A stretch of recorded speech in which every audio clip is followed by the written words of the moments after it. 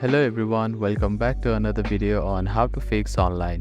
In today's video, I am going to show you how to fix login problems with Cynergy Bank. If you are having trouble logging into your bank account, here are some fixes you can try.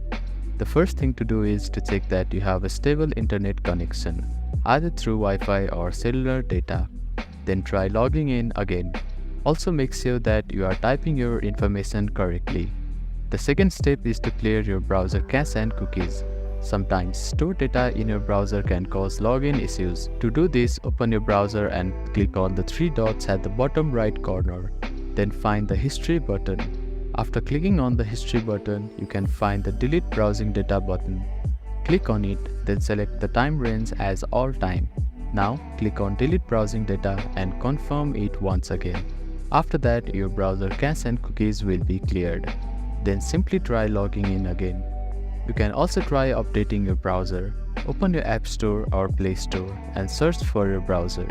Check if there are any updates available for your application. You will see an update button. Tap on it to download the latest version of it.